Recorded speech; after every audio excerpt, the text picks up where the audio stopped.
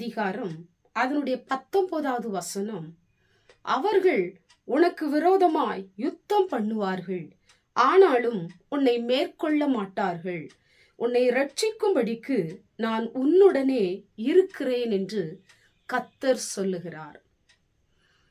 எனக்கு அன்பான தேவ பிள்ளைகளே, நீங்கள் வேலை செய்கிற இடத்திலும், நீங்கள் வசிக்கிற இடத்திலும், நீங்கள் படிக்கிற இடத்திலும் அநேக மனிதர்கள் உங்களுக்கு விரோதமாய் யுத்தம் பண்ணி கொண்டிருக்கிறார்களா?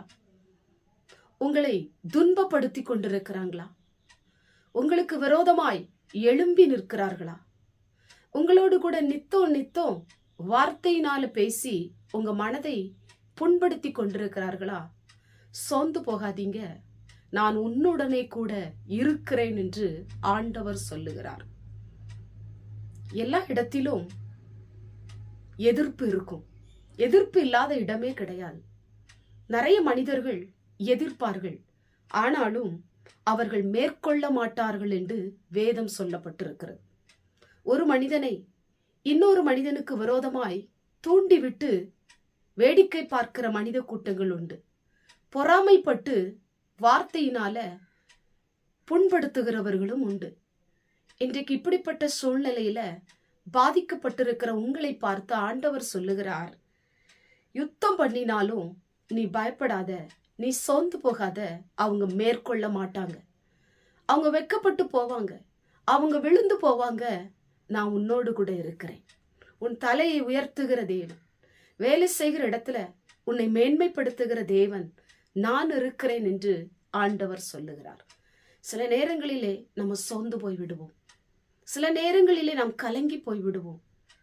ஐயோ, அந்த மனிதன் எனக்கு விரோதமா எழும்பி நிற்கிறானே, படிக்கிற இடத்துல எப்பொழுதும் என் இருதயத்தை நோகடித்து கொண்டிருக்கிறானே, என்னை கலங்க வைத்து கொண்டிருக்கிறானே, என்னை அழ வைக்கிறானே, நான் என்ன செய்வது? எனக்கு வேலைக்கு போறதுக்கே இஷ்டம் இல்லை, எனக்கு படிப்பதற்கே இஷ்டம் இல்லை. ஏன் என்னுடைய வாழ்க்கையில் இப்படி இருக்கிறது? அநேக நேரத்துல நீங்க சோர்ந்து போயிருக்கலாம். ஆண்டவர் சொல்றாரு, அவங்க உன்னை மேற்கொள்ள முடியாது, உங்களை மேற்கொள்ள முடியாது. எழுமின்கிற மனித கிரியைகள் உங்களை மேற்கொள்ளாதபடி அவர்கள் விழுந்து போகும்படியாக, வெட்கப்பட்டு போகும்படியாக, தலை குனிந்து போகும்படியாக ஆண்டவர் உங்களோடு கூட இருந்து உங்களை நடத்துகிற தகப்பனா இருக்கிறார்.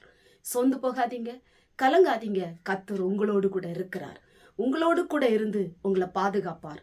நீங்கள் வசிக்கிற இடத்துலையும், படிக்கிற இடத்துலையும், வேலை செய்கிற இடத்திலும், போகிற இடங்களெல்லாம் கர்த்தர் கூட இருந்து உங்களோடு கூட இருந்து உங்களை பாதுகாப்பார். ஆண்டவர் உங்களுடைய வாழ்க்கையிலே அற்புதம் செய்வார். கண்களை மூடி ஜெபம் பண்ணுவோம்.